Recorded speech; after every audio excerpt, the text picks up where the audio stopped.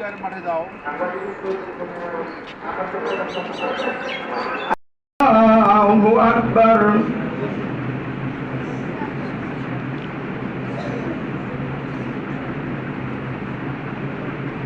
আল্লাহু আকবার।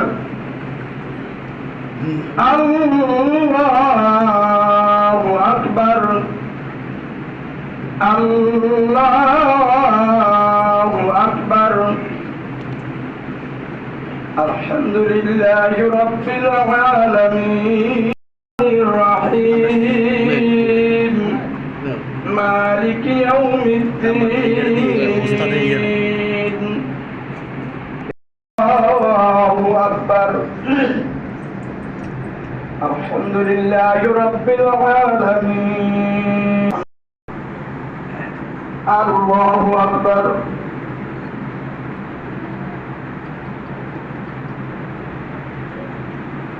الله أكبر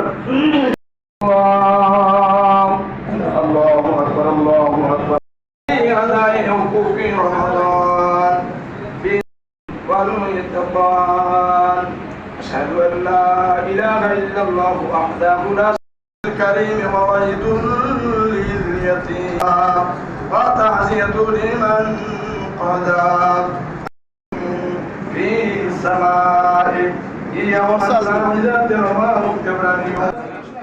সবাইকে ঈদ মোবারক।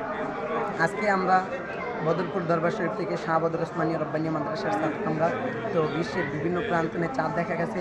এরই মাধ্যমে রাসূল সাল্লাল্লাহু আলাইহি ওয়াসাল্লাম হাদিস শরীফ বলেছে যে একজন চাঁদ দেখবে আরেকজন সাক্ষ্য দিবে। তো এইভাবে যদি তিনজন ব্যক্তি সাক্ষ্য দেয় এরই মাধ্যমে আমরা পটুয়াখালী জেলায় এই ঈদ উদযাপন করতে আসি মধ্যপ্রান্তের সাথে মিল রেখে, এবং আমরা বাচ্চাদেরকে নিয়ে এই দরবার শরীফে আমরা নামাজ পড়তে আসছি।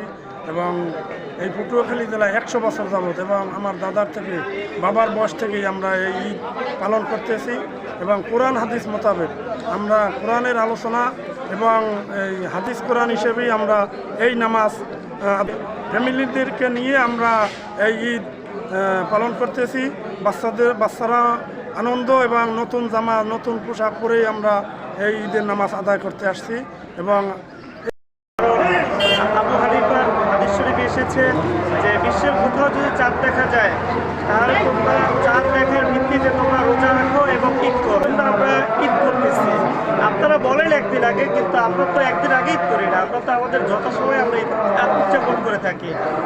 এই হচ্ছে আমাদের কথা। আমরা সব মাছালা মানি আবু হানিফার, কিন্তু এই ঈদের সময় আসলে আমরা আবু হানিফাকে চিনি না, আমরা চিনি ইমাম শাফিকে চিনি।